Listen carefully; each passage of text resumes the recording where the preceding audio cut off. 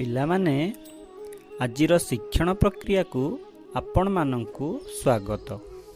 ଆଜି ଆମେ ତୁମ ଗଣିତ ବହିର ସୂଚକ ତତ୍ତ୍ୱ ବିଷୟର କିଛି ଅଂଶକୁ ପଢ଼ିବା।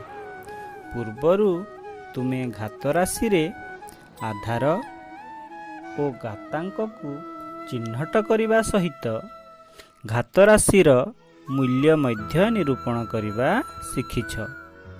ଆଜି ଆମେ ସମ ଆଧାର ବିଶିଷ୍ଟ ଘାତ ରାଶିମାନଙ୍କ ମଧ୍ୟରେ ଗୁଣନ କ୍ରିୟା କିପରି କରାଯାଏ ଓ ତା ସମ୍ପର୍କିତ ନିୟମଟିକୁ ଜାଣିବା। ପ୍ରଥମେ ଗୋଟିଏ ଉଦାହରଣ ନେବା। 2ର ତୃତୀୟ ଘାତ ଗୁଣନ 2ର ଚତୁର୍ଥ ଘାତ। ଏଠାରେ ଲକ୍ଷ୍ୟ କର ଉଭୟ ଘାତ ରାଶିର ଆଧାର ସମାନ ଅଛି। ଏବେ ଆମେ ଗୁଣନ କରିବା। 2ର ତୃତୀୟ ଘାତକୁ ବିସ୍ତାର କରି ଲେଖିଲେ ତାହା 2 × 2 × 2 ହେବ। ତାପରେ ଗୁଣନ ଚିହ୍ନ ଦେଇ 2ର ଚତୁର୍ଥ ଘାତକୁ ବିସ୍ତାର କରି ଲେଖିବା, ଯାହାକି 2 × 2 × 2 × 2 ହେବ। ଏଠାରେ ତୁମେ ଲକ୍ଷ୍ୟ କରୁଥିବ 2 ସଂଖ୍ୟାଟି ବାରମ୍ବାର 7 ଥର ଗୁଣନ ହୋଇଛି। ତେଣୁ ତାର ମୂଲ୍ୟ 2⁷ ବା 2ର ସପ୍ତମ ଘାତ ହେବ। ତେଣୁ ଆମେ ଲେଖିପାରିବା 2⁵ × 2⁴ = 2⁷। ସେହିଭଳି ଆଉ କିଛି ଉଦାହରଣ ନେଲେ ତୁମେ ଦେଖିବ 3⁵ × 3⁵ = 3⁵ ହେବ। 5⁵ × 5⁴ =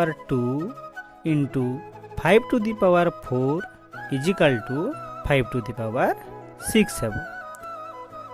ଉପରୋକ୍ତ ଉଦାହରଣ ଗୁଡ଼ିକୁ ଲକ୍ଷ୍ୟ କଲେ ତୁମେ ଜାଣିବାକୁ ପାଇବ ଯେ 2ଟି ସମ ଆଧାର ବିଶିଷ୍ଟ ଘାତ ରାଶି ଗୁଣନ ହେଲେ ଗୁଣଫଳରେ ଆଧାର ସମାନ ରହି ଘାତାଙ୍କଦ୍ୱୟ ପରସ୍ପର ସହ ଯୋଗ ହୋଇଥାଏ।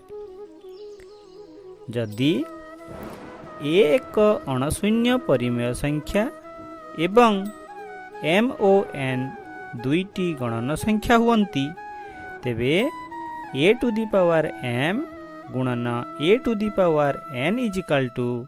= am+n ହୋଇଥାଏ। ଏହାକୁ ଘାତ ରାଶିର ପ୍ରଥମ ନିୟମ ବୋଲି କୁହାଯାଏ। ବର୍ତ୍ତମାନ ଆମେ ଏହି ନିୟମ ପ୍ରୟୋଗ କରି କିଛି ସମସ୍ୟାର ସମାଧାନ କରିବା। ଯଥା, ପ୍ରଥମେ 3⁶ × 3⁴ =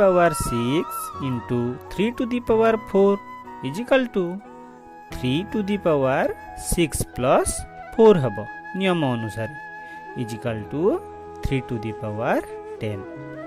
ଦ୍ୱିତୀୟତଃ 2/3ର ଦ୍ୱିତୀୟ ଘାତ ଗୁଣନ 2/3ର ପଞ୍ଚମ ଘାତ ସମାନ 2/3ର ଘାତ 2 + 5 = 2/3ର ଘାତ 7 ହେବ। ଆଉ ଏକ ଉଦାହରଣ ନେବା। -1ର ଘାତ 2 ଗୁଣନ -1ର ଘାତ 4 = -1ର ଘାତ 2 + 4 ହେବ -1⁶ ହେବ। ତେବେ ପିଲାମାନେ ଆଜିର ପାଠ ସମ୍ପର୍କିତ କେତେକ କାର୍ଯ୍ୟ ଦେବି, ସେସବୁକୁ ସମାଧାନ କରି ଉତ୍ତର ଫର୍ଦ୍ଦ ସହ ମିଳାଇ ନେବ। ଆଜି ପାଇଁ ଏତିକି ପିଲାମାନେ, ରହୁଛି। ବାଏ।